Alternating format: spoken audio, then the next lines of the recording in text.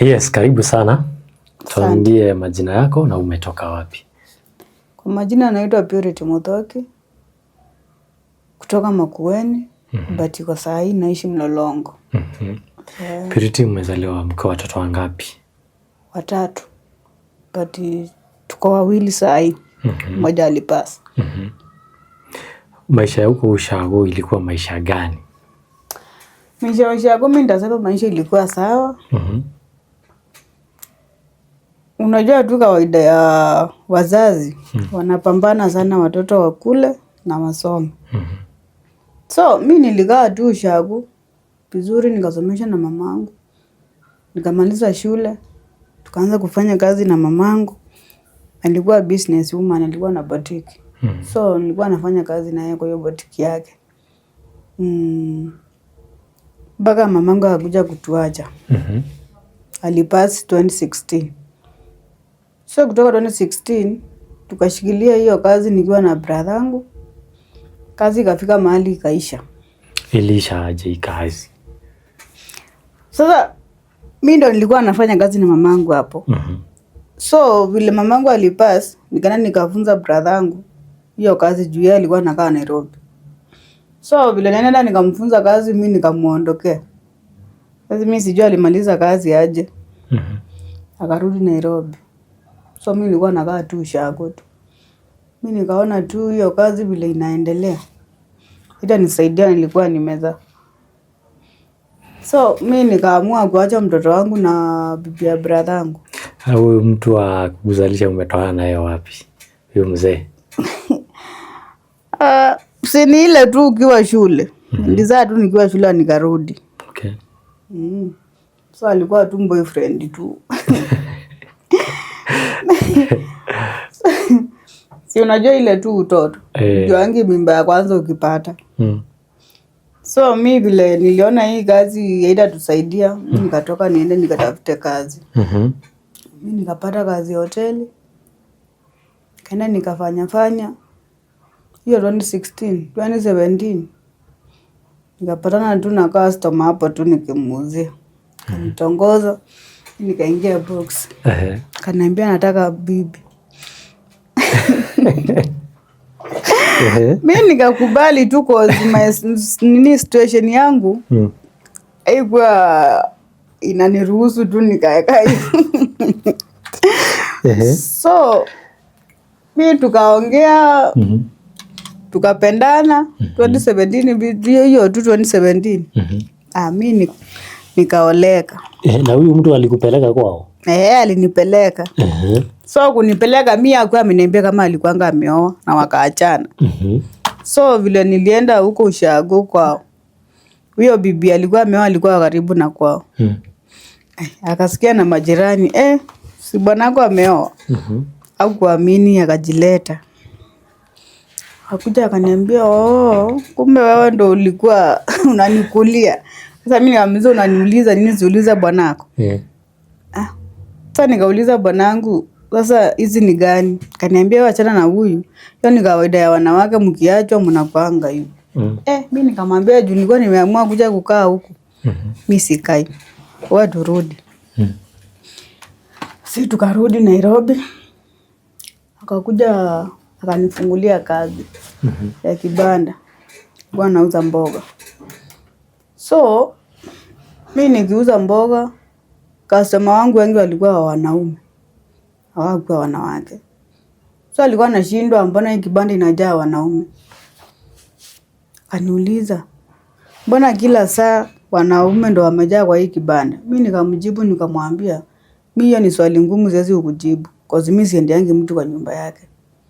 Kaniambia uko na kichwa ngumu na hii kazi utafunga. Nikamwambia ina shida, hata nikifunga utanilisha tu nikiwa kwa nyumba. Yaani akakuwa tu na maasira sijui maasira zilikuwa za nini. But kuna kitu ilikuwa inamsumbua. Tena nirudi nyuma kidogo. Alikuwa ameoa huyo bibi for 5 years. Hawakuwa wamezaa. So vile mwanamke alitoka hapo, alienda tu akabeba mimba, akazaa akiwa kwao. Huyo bibi alibeba mimba ya mtu mwingine? Juu alikuwa amekaa na huyu 5 years na hawakuwa wanazaa. So yeye akatoka akaenda kwao. Akaenda akapata mimba ya mtu mwingine. Sasa huyu jamaa akakuwa yani hiyo kitu ni kama inamsumbua akili sana. Kwa sababu mwanamke alikuwa anapita tu kila siku kwa hiyo soko. Anamuona. Huyo mwanaume anainamia chini. Akamwambia, "Twende usiku mimi umeniona mtoto, tujue shida iko wapi." Kumbe nimetafuta visirani. Kaniambia unanitusi, unaniita tasa. Na mimi hakuna kitu niliongea kama hiyo. Nimwambia tu twende usiku tujue shida iko wapi. Kaniambia yeye haendi. Mimi nikamwambia ni sawa tu, wewe kaa hivyo, mimi niko na mtoto. Hiyo kitu ilimuaffect sana. Cause nilikuwa nafanya tu makosa kidogo hivi, ananipiga vibaya sana. Anaanza kuniambia, nilikuchukua na mtoto wako na walisha hapa unataka kunizalia." Nikamuuliza sitaki kukuzalia aje na nimekwambia tuende usini utaki. Shida yako ni nini? Mimi nikamwambia imeisha, sitavumilia. Na sasa hiyo mlikuwa mnashiriki tendo la ndoa? Vizuri sana, alikuwa sawa. Juu shida ilikuwa nini? Mimi bila niliona tu amezidi na kunipiga kila saa. Mtoto akakuja akamkataa, akaniambia, "Mama, mimi nipeleke ushauri nikae na kuka." Cause mimi sitaendelea kuona hizi vitu zenye unafanyiwa. Mimi nao nikaamua sitaendelea kukaa hapo. Haikuwa mara ya kwanza alikuwa ananipiga. Yaani tulikuwa tunakosana, naenda kwetu ananikujia. So mimi bila niliamua mara moja nikaamua na kutoka. Hiyo 2020 sasa wakati wa corona. Nilipaki vitu zangu, nikachukua mtoto wangu nikaenda kwetu. So vile alikuja akanikosa, akanipigia simu akaniuliza, "Umeenda wapi?" Nikamwambia mimi nimeenda kwetu, maisha yako imenishinda. Kesho yake saa 12 asubuhi alikuwa amefika kwetu. Akakuja tukakaa chini tukaongea, mimi nikamwambia maisha yako imenishinda, kila mtu akae kivyake. Akaniambia ni sawa. Sasa kutoka hiyo mwezi wa 3 alikaa akiwa amenyamaza. Cause mimi bila alitoka hivyo mimi nilimblock, nikadelete namba yake. So mwezi wa 6 ndo alipigia babangu simu. Akamwambia msichana wako ameniambia nimkujie, tukuje tukae chini tuongee. Babangu yeye akushughulika kuniuliza kama tunaongeanga. Akamwambia ni sawa. So vile alikuja kitu 6 saa 12. Ilikuanga Saturday. Akapigia babangu simu akamwambia, "Kuja soko fulani niko hapa nimefika." Babangu yeye akatoka. Hakuambia mtu kama huyo mtu anakuja. Akaenda. Alienda akambaia pombe. Kutoka 6 hadi saa 3 ya usiku ndo walikuja nyumbani. So vile alikuja aliachwa nje ya gate.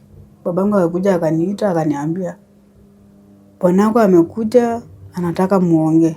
Nikamuuliza, "Nitaenda kuongea na yeye aje? Na tangu atoka hapa mimi sijaongea na yeye tena. Wewe ndio ulikuwa unaongea na yeye na hukusema kama anakuja." Babangu akaniambia, "Punguza tu hasira, mimi alimlipatana mimi siku." Nikamwambia ni sawa. But yao kamsa na nikujia usiku. Angekuja mchana na wazazi. Babangu akaniambia, "Ni sawa. Wacha akuje nimpe nyumba ya brother yako, alale tuongee kesho." Nikamwambia hapo iko sawa. So vile walikuja sitting room, cause bila alitoka tu akamuendea, mimi niliingia kwa bedroom yangu nikafunga. Cause sikuwa nataka stori zake. Akakuja akampakulia chakula akakula. Wakakaa hapo wakaongea. Babangu akaambia bwanangu, "Wewe ngoja atulie, atatoka muongee." Sasa huyo bwanangu akaambia babangu, "Hebu shika hii pesa, uende uongeze pombe ukuje tuongee." Sasa babangu yeye akachukua pesa na akatoka. Sasa bila alitoka aliacha mtu kwa sitting room. Cause yeye alikuwa anajua kama anakuja kufanya kitu mbaya. Huyu jamaa vile babangu alitoka akaniita akaniambia, "Kuja tuongee." Mimi nikamwambia, "Sina time ya kuongea na wewe saa hii. Cause ukikuja hukusema nipewe simu tuongee. Sijui unakuja kufanya nini huku usiku." Mimi nimefikisha story hapo na mimi nikalala. So saa 5 ya usiku nilisikia mtu hapa juu ya mabati. Juu nyumba yetu imejengwa hapa juu imeacha nafasi. Kuinua kichwa nikaona ni yeye. Nikamuuliza unaenda wapi? Sasa kumuuliza hivyo akaruka akaangukia kitanda. Kitanda kikaingia na ndani, kavunjika. So hapo ndo alianza kuninyonga. Bila alianza kuninyonga, mi nikamshinda nguvu, nikamsukuma akaanguka. Kuanguka aliamuka hapo na hasira. Mi sikuwa najua kama amebeba panga, alikuwa ameweka hapa kwa west. So alichomoa hiyo panga akitaka kunidunga kwa shingo, nikapiga ikapitia hapa, tulinikata hapa. So bila aliona tunang'ang'ana, ndo alianza kunikatakata kichwa, nikaweka mikono hivi nikizuia. So vile nilizuia akakatakata mikono ikaganda, ikaanguka. Kwa ndo alikuwa anakata moja moja, nikisikia nikimwangalia tu. Alikuwa anaitwa Boniface. Sasa hiyo uchungu imezidi. Uchungu imezidi. Yaani unasikia kila mahali tu mwili imeganda. So nikamuuliza, "Surely ulikuwa umekuja kuniua?" Akaniambia, nilikuwa nimekuja kukuua na nijue. Cause ulinikataa." Akaniambia, "Mimi siko ready kuoa mwanamke mwingine. Wewe ndio ulikuwa wa kwanza na wa mwisho." Mimi nikaona hapa tu hii ni kifo. Kuna otherwise tuko wawili tu kwa nyumba. Hasira nguvu yake. Na majirani hawasikii. Walikuwa wanasikia, but walikuwa wanasikia kwa umbali. Unajua unastukanga unapiga duru inarudia tu kwa mlango. Hauna nguvu. Nikapiga duru watu wakakuja. So vile watu walikuja, akaambiwa afungue mlango. Akasema afungue. Nikasikia mwanaume mmoja akasema, "Acha tung'oe dirisha tujue kama wewe ni mwanaume." Akasema, "Wacha nifungue tuongee." So hapo nilikuwa nimejifanya nimekufa. Juu alikuwa anaendelea kunikatakata. Sasa yeye bila alifungua na akasema chenye alikuwa amekuja kufanya amefaulu. So pia yeye auawe. Hiyo ndio kitu nilisikia ya mwisho. Kutoka hapo mimi nikafendi. Kesho yake ndo nilijipata hosi, nikaambiwa bwanangu ameuawa, hayuko. Na hiyo time hata huko ni ile time mtu alikuwa anazikwa na siku 2. So hata hakuna mtu wa kwetu alienda mazishi. Iliishia hapo. Na hakuna kesi iliendelea. Cause hayuko, atunge kesi na wazazi wake. Sasa mob ndio ilimuua. Ilimchoma ama ulisikia ilimfanya nini? Kumpiga na mawe ama nini? Alipasuliwa tu kichwa na mawe. Na hii mikono, kwani alikuwa anakata tu pieces ama alikata yote once? Alikata ikaning'inia. So ilienda kukatiwa hosi. So alikatakata ikakuwa yani yezi shoneka. Ilikuwa imening'inia tu. Ilikuwa imeharibika. So mimi nilistuka kesho yake nikiwa hosi. Nikauliza madaktari, nafanya nini hapa? Na mikono yangu imeenda wapi? Yaani hata akili yangu inafanya kazi. Kaniambia mikono tumetoa cause ingeshoneka. Nikaanza kuwaambia mimi vile nasikia hata heri wanidunge sindano nikufe. Kaniambia si kazi yako, kazi yako ni kutibu. Cause mimi niliona tu maisha imefika mwisho kabisa. So mimi nikakaa hosi. Nikiwa tu nimevumilia mauchungu yote. Madaktari wananiongelesha. Nikatibiwa mwezi mmoja nikatoka. Cause kwetu hakuna mtu angeweza kulipa hiyo bili. So women wetu wa huko Makueni tulisimamia bili yangu yote ya hosi. Nikatoka. Kutoka kufika nyumbani ikakuwa ni changamoto. Yaani watu wanaongea vibaya. Mwenye nilikuwa nategemea ameanza kunifanyia madharau. Madharau gani? Yaani unakaa tu siku 3 bila kuoshwa. Na unajua tu mwanamke asipooga akukaliki. Mimi nikaanza kujiuliza maswali. Si heri tu ningekata tu nikufe. Cause nilikuwa nasema mamangu ingekuwa afadhali. Singepitia hawa yote. Mimi nikavumilia shida zote. Pia mtoto wangu alikuwa na shida. Nilitoka hosi. Cause watu walimdanganya nimeenda kazi. So mtoto alistuka vile aliona nimerudi nyumbani bila mikono. So hiyo kitu ilimuaffect hadi ikammaliza. Kammaliza aje? Mtoto wangu alikufa. Alikufa kivipi pia yeye? Si nilitoka OC 2020 mwezi wa 7. 2021 mwezi wa 8 mtoto ndo alikuja akangonjeka. Alikuja akafura mwili. Ukimuuliza kama nasikia uchungu anasema hapana. So alikuwa anakaa tu hayuko comfortable. Kwa tangu nitoke OC alikuwa anashinda tu kuniuliza mama, sasa nitasoma aje? Hauna mikono, baba yuko, sasa tutafanya nini? Kamwambia Mungu ndiye anajua haya yote, atatusimamia. Alikuwa anashinda kulia. Akiona nimelala sana anakuja ananiamsha, mama, hebu amuka uende uote jua. Yaani mtoto ndo alikuwa ananisaidia. Kama ni chakula anaenda anachukua chakula, anakuja ananilisha. Kwa zizi kwa anafanya chochote. Mikono ilikuwa tu na vidonda. So mtoto wangu alikuwa anashinda tu kulia kila saa. Saa akilia na mimi naanza kulia. Hiyo kitu inaniuma. So mtoto alikuja akangonjeka. Siku 2. Akapelekwa OC. Kupelekwa OC. Hakufika, alikufia tu kwa njia.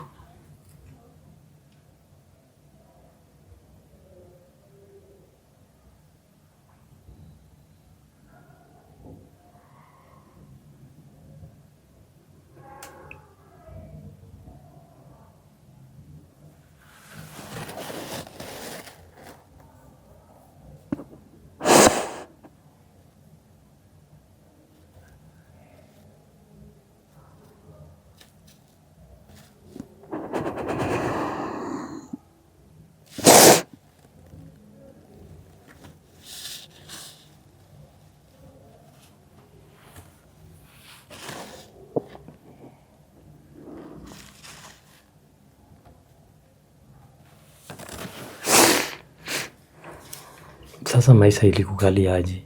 Mama yako ameenda, mzee ndio huyo amekuacha kama amekuharibu, mtoto ndio huyo amepass.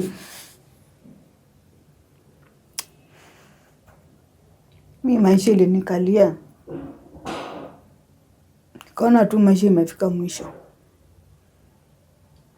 Cause hauna sister mwenye unaweza tegemea. At least mkiwa masista wawili, inakuanga afadhali mnasaidiana. But mimi ndo msichana peke yangu, mimi ndo last born. Na nimepitia hayo yote. So vile mtoto alipass, tulimzika. So kumzika ndo sasa nilipatwa na stress vizuri sana. Cause niko hapo, tulizika huyo mtoto ndo bibi ya brother yangu alienda. Kwenda wapi? Akaachana na brother yangu, akaenda kwao. So kutoka hapo maisha ikakuwa ngumu sana. Cause nimeacha hapo na babangu. Brother zangu amerudi Nairobi. Tuko hapo tu tukiwa wawili. Na obvious kuna vitu huwezi ambia babako.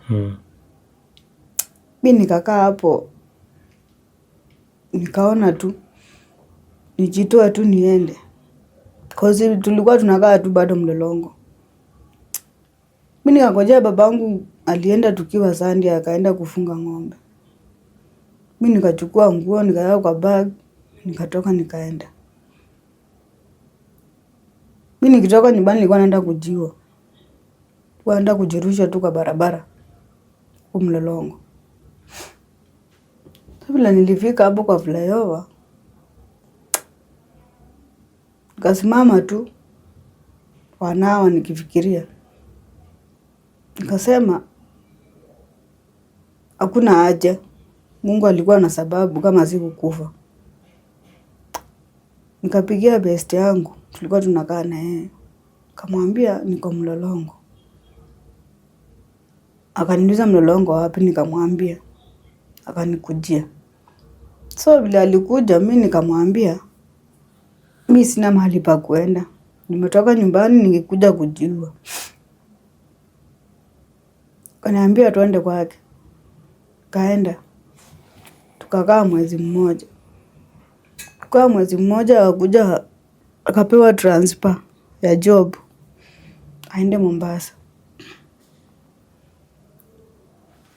Sasa akaniambia nitakupea vyeo urudi nyumbani, nikirudi nitakupigia simu ukuje. Cause hakuna mahali naweza kukuacha ukiwa hivyo. Utarudi tu nyumbani. Kamwambia ni sawa. Wanipea 1,000. Vile alinipea hiyo siku tu. Nikatoka tu nje nikaenda kusimama kwa balcony. Nikijiuliza nitaenda wapi. Na nyumbani hakuna amani. Nikiwa tu hapo nimesimama hapo nikapigiwa simu na best yangu. Alisikia story yangu kwa redio. Kaniambia kuna rafiki yake anakuanga na channel na anaweza nisaidia. Akanitumia namba yake nikampigia simu. Kumpigia simu nikaenda kesho yake. Nikaenda nikafanyiwa interview. Akaweka story yangu YouTube. Kuweka story yangu YouTube ndo nilianza kupata tu support. Nikaenda nikatafuta nyumba. Kanunua vitu. Balance yenye ilikuwa imebaki nikafungua kazi ya kuuza manguo ya mtumba. So mwenye nilikuwa nafanya kazi na yeye, nikaenda siku moja nikapata kwa store hakuna stock. Alibeba yote akaenda nayo. Na akafunga simu. So kutoka hapo mimi nikakuwa tu hivyo, sina mbele wala nyuma. Sina kazi, sijaipata pesa nyingine ya kufungua kazi. Niko hivyo tu. So vile huyo jamaa aliniona hizo vitu, nikaongea na brother yangu mwenye nilikuwa nafuata. Nikamueleza. Kumueleza akaniambia haina shida. Nitakusupport kulipa nyumba na kununua chakula. Mimi nikarelax. So huyo brother yangu last year but one alikuja akapotea. Kupotea landlord wangu alinipigia simu. Kaniambia brother wako na siku 3 hajarudi kwa nyumba. Nikapigia firstborn wetu. Kamwambia naambiwa Edwin haonekani siku 3 na simu yake ni mteja. Sasa hapo ndo tulianza kumtafuta. Tukamtafuta kila mahali. Siku moja hatukumpata. So tulienda Kenyatta. Tukaenda tukampata ICU.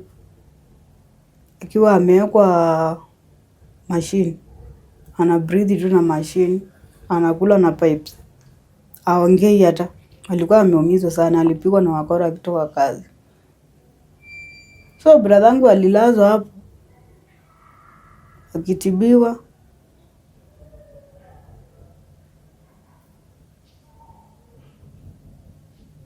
Kakuja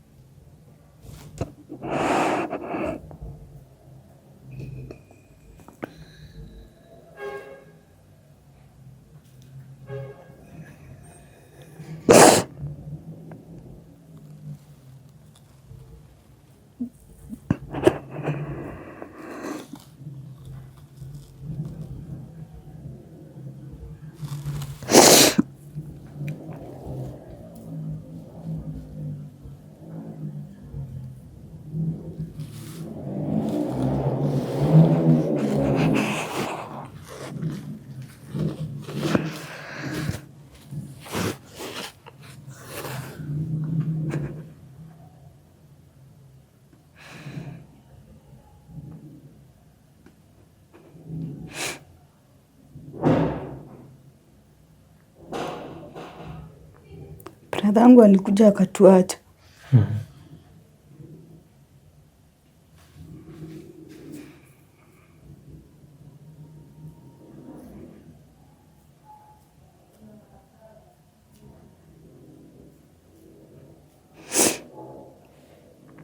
So nikapatwa na stress sana. Dunia alikuwa ananisaidia.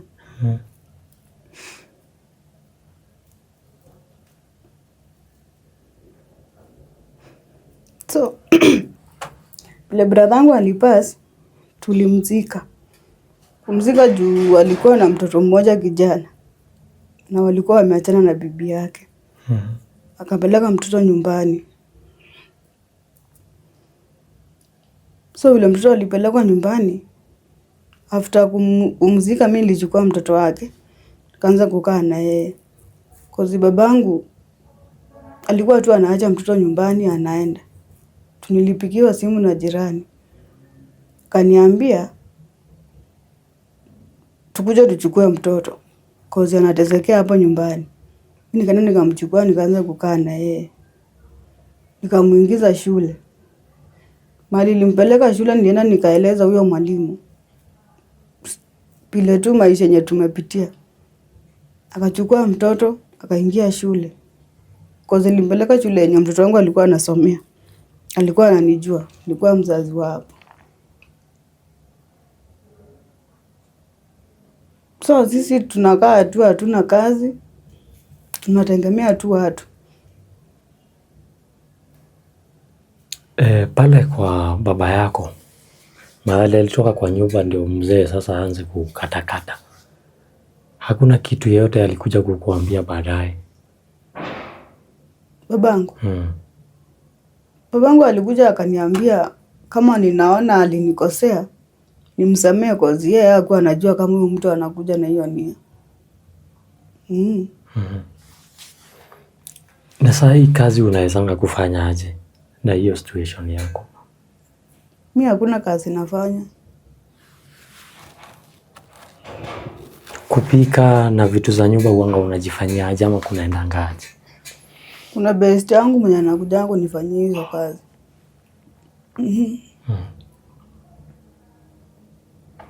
Maisha imekuwaje kwa sababu sasa huna mikono? Maisha imekuwa ngumu kozi saa hii hakuna mahali unaweza uliza kazi upewe. Tuya situation yangu. Saa hii hata nasikia maisha imefika mwisho. Hata kama nimepitia. Saa hii maisha imekuwa ngumu. Tuseme kama mtoto wangu alipass, saa hii niko na mtoto mwenye nalea. Na ako shule na unajua mtoto hajuangi kuambiwa hakuna chakula. Umepata na yule mzee bado? Ama umekuja ukapatana na mzee mwingine? Mgani? Huyu mwenye ako shule. Mtoto mwenye ako shule? Mwenye unalea. Si wangu. Okay. Ni wa bradhangu mwenye alipasi. Sasa ungetaka ama ungependa watu wakusaidie vipi? Mimi ningependa watu wanisapoti tu. Nifungue kazi. Niache kutegemea watu. Hata saa hii nadaiwa nyumba. Miezi 3. Toka mwezi wa 4 hadi saa hii nalipa nyumba. Kazi gani ungependa watu wa support? Kazi ninaweza fungua tu ni tuseme tu kazi ya duka.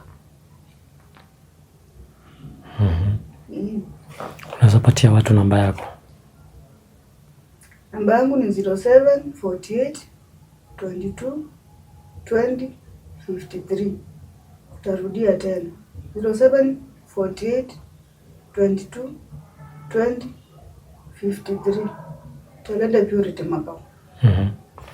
Utaambia aje wale wanawake wenye wako kwa doa wenye wanapigwa sana na mabwana zao? Mimi naweza waambia hivi, hakuna kitu inaitwa kuvumilia. Wewe ukiona ndoa imekushinda, wajitoe uende. Ukitoka usiende kwenu. Siku hizi wanaume wanafuata mtu mpaka kwao. Tafuta tu mahali uende ujifiche, useto, ndio ujipange kimaisha. Mimi ningejua mwanaume anakuja na kunifanyia hivi angenipata, ningekuwa mbali sana. Walinirudisha nyuma kabisa. Mimi hakuna support yenye napatanga tu kwa watu wetu. Niko tu napambana mimi mwenyewe. Na wale wanaume wenye wako na hizo tabia za kudhulumu wanawake na kuwafanyia mabaya, unaweza waambia nini?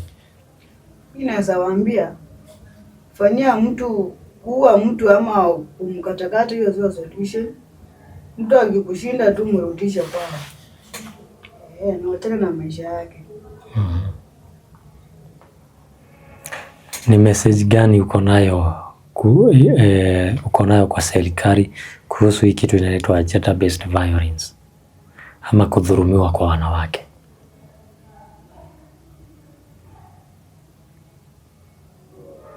Hiyo ni kitu inaongeleleangwa tu kila wakati. So I hope kila mtu anasikianga tu vile news zinakuanga.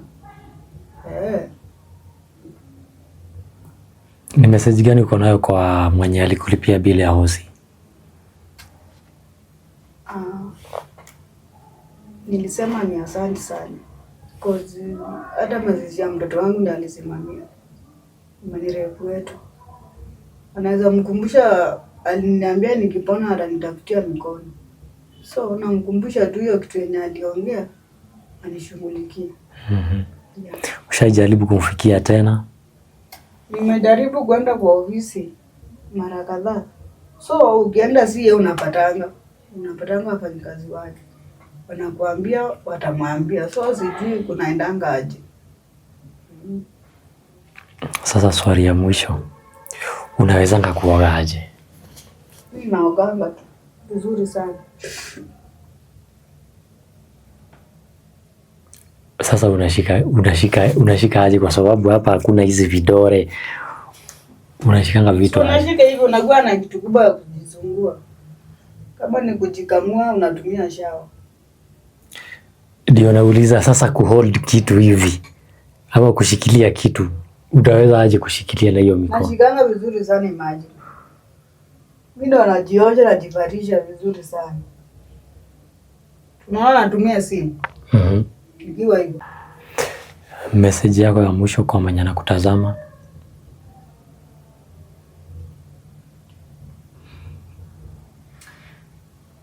Sasa mimi nitasema niongea hiyo. Unaweza aje kuambia mtu mwenye anakutazama?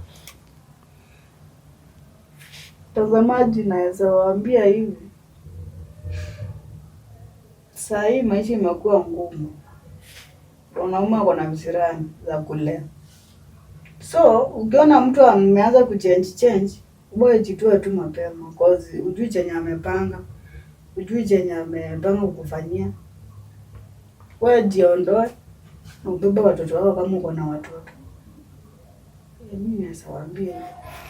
Sawa. Asante sana Purity kwa kuja hapa na kushare story yako.